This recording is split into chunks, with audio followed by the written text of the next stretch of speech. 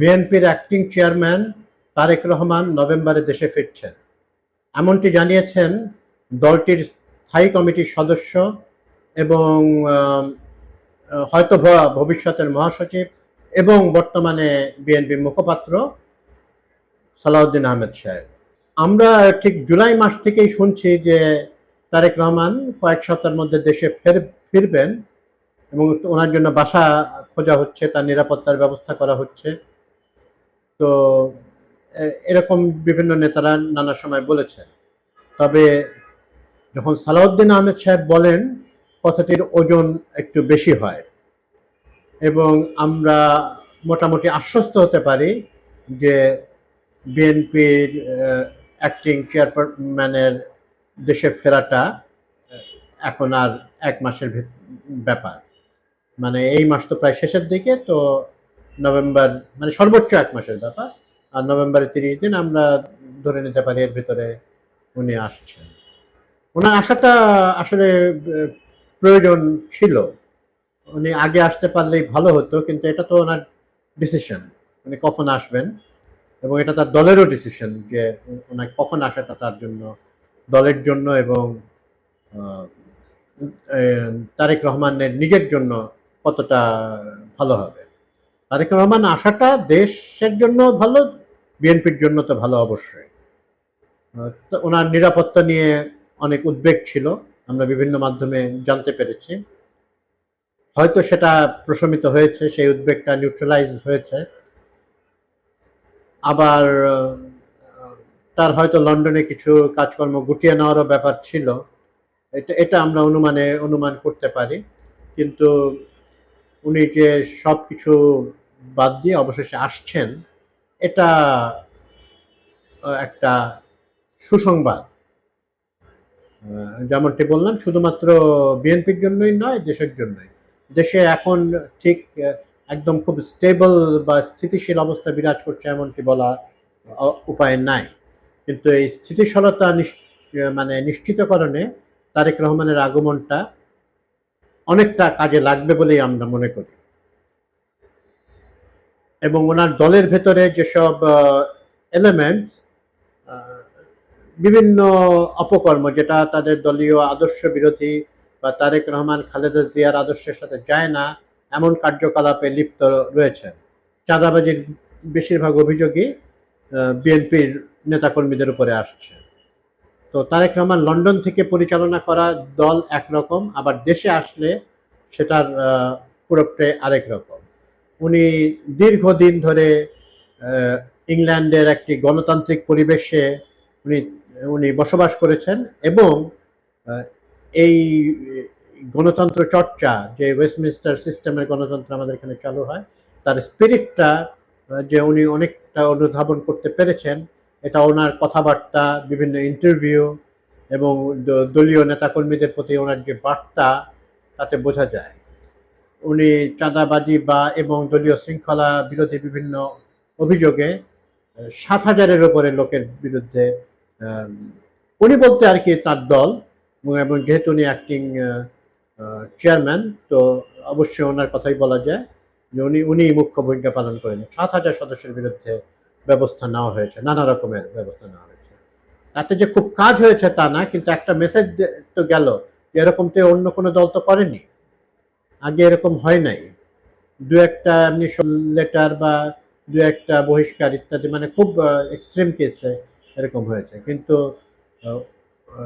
অভিযোগ আসা মাত্রই দ্রুত তদন্ত করে তাদের বিরুদ্ধে অ্যাকশনে যাওয়া, এই বিএনপির চেয়ারপারসনের উপদেষ্টা ফজলুর রহমানের বিরুদ্ধে যেভাবে তো ওনারা অ্যাকশন নিলেন, সেটা প্রশংসনীয়।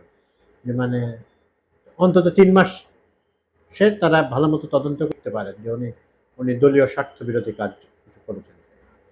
ওনার ইন্টারভিউতে আমরা খুব পরিষ্কার বুঝতে পেরেছি আওয়ামী লীগের ব্যাপারে তার যে অবস্থান, এই অবস্থানটার সাথে আওয়ামী লীগ, বিএনপির বিভিন্ন রকম নেতাকর্মীরা আওয়ামী লীগের প্রতি একটু নরম মনোভাব দেখিয়েছেন। কিন্তু বিএনপি বলবো না, জামাতের নেতারাও দেখাচ্ছেন।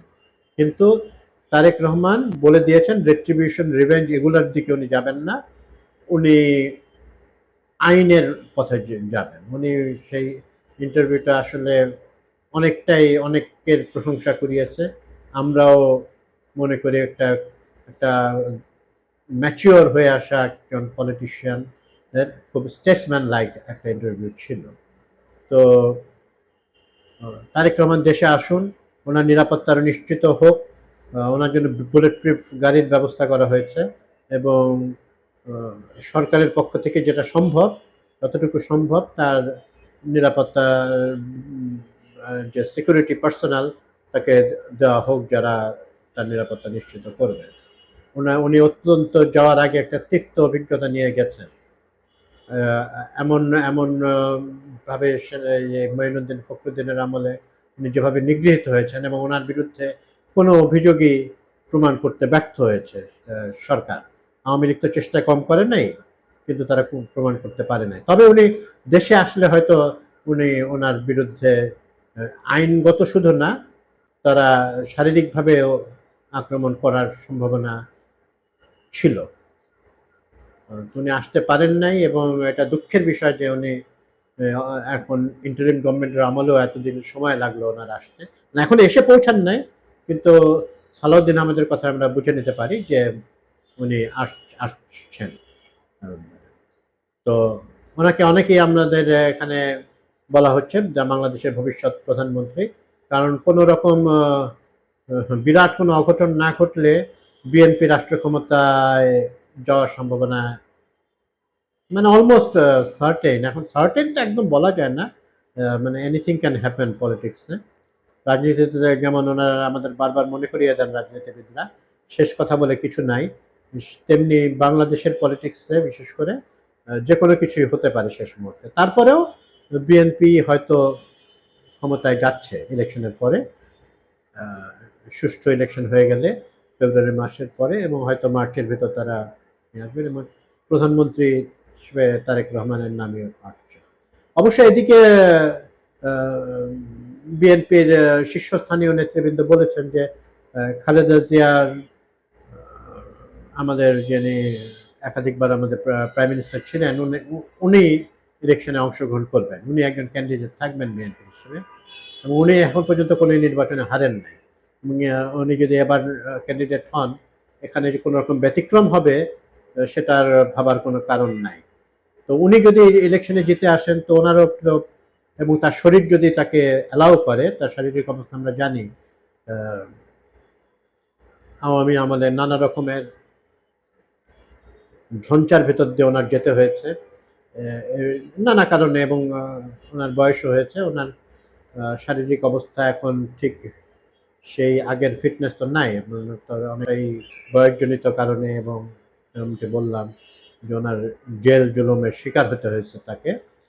তো উনি কতদূর ক্যাম্পেইন করতে পারবেন সেটা ভবিষ্যৎ বলে দেবে।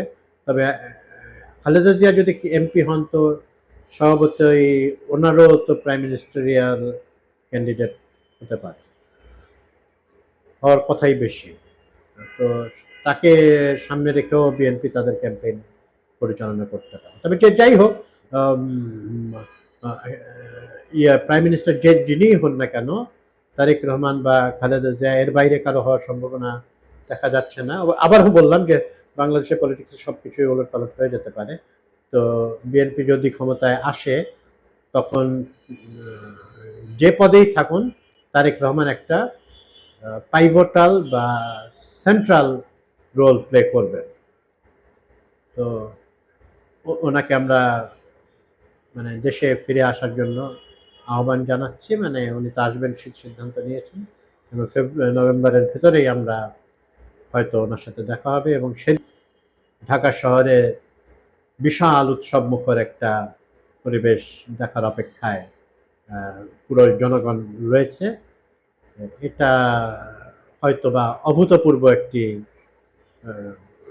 সম্বর্ধনা আমরা দেখতে পাবো, এবং তার মানে আসার সাথে সাথে বিএনপি রাজনীতিতে যেরকম একটু ঢিমা ভাব দেখা যাচ্ছে সেটা কেটে যাবে, এবং কেটে যাবে বলেই পর্যবেক্ষকরা আশা করছেন, এবং বিএনপি একটা নতুন একটা ইম্পেটাস তারা পেয়ে যাবে।